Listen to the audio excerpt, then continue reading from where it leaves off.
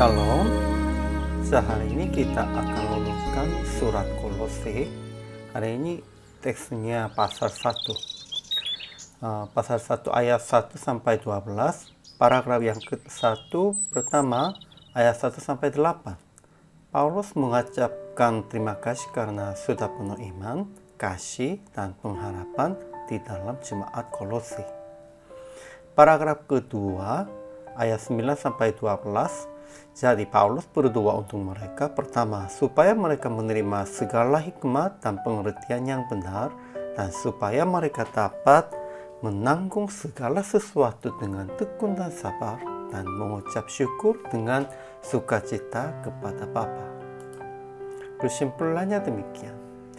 Rasul Paulus mengucapkan terima kasih atas kemajuan iman mereka sebab telah mendengar kabar tentang jemaat Kolose dari Epafras, dan dia mengucapkan terima kasih karena sudah penuh iman, kasih, dan pengharapan yang telah dikatakan dalam 1 Korintus pasal 13. Jadi Paulus berdoa untuk jemaat Kolose. Pertama, dia meminta supaya mereka menerima segala hikmat dan pengertian yang benar untuk mengetahui kehendak Tuhan dengan sempurna.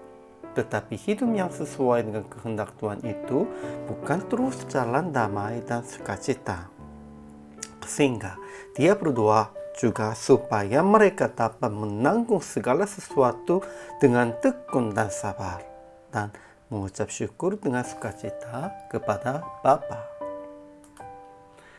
Ajaran tentang Allahnya, pertama, kasih karunia dan damai sejahtera dari Allah Bapa kita menyertai kita.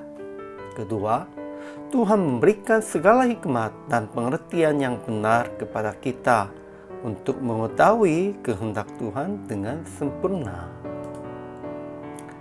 Ajaran bagi kita. Pertama, Paulus menjadi rasul Kristus Yesus oleh kehendak Allah. Kedua, dia mengucapkan terima kasih atas kemajuan iman jemaat Kolose, iman dan kasih mereka oleh karena pengharapan yang disediakan bagi mereka di surga. Percaya disediakan bagian di surga itu menjadi pengharapan. Ketiga, ada kawan pelayan yang setia yang menyatakan kepada kasih dalam roh sama seperti Epafras. Yang setia menyatakan yang setia itu melalui menyatakan kasih. Keempat, Paulus tetap berdoa untuk jemaat Kolose akan supaya mereka menerima segala hikmat, pengertian, dan mengetahui kehendak Tuhan, dan untuk berbuat dalam segala pekerjaan yang baik, dan bertumbuh dalam pengetahuan tentang Allah, dan untuk mendapat bagian di dalam kerajaan terang. Kalau begitu aplikasinya, pertama, kita harus berbuat dan bekerja oleh kehendak Allah. Dan kedua, kita harus percaya Yesus dan mengasihi Allah dan sesama dalam pengharapan yang disediakan bagian di dalam surga.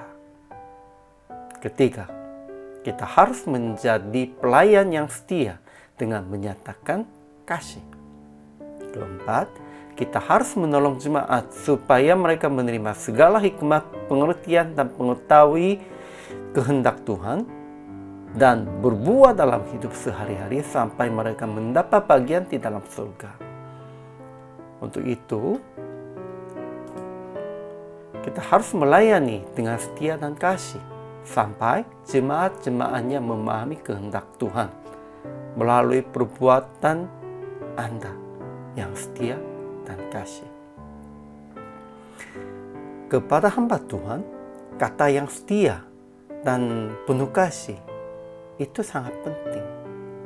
Kita sekalipun tidak melihatkan yang lain apa-apa, kalau jemaatnya sudah mengakuinya, iya, hamba Tuhan itu cukup setia, hamba Tuhan itu cukup penuh kasih, itu pun juga baik. Harus menjadi teladan dengan setia dan kasih kepada jemaat-jemaat. Hari ini juga selama melayani, Tuhan memberkati.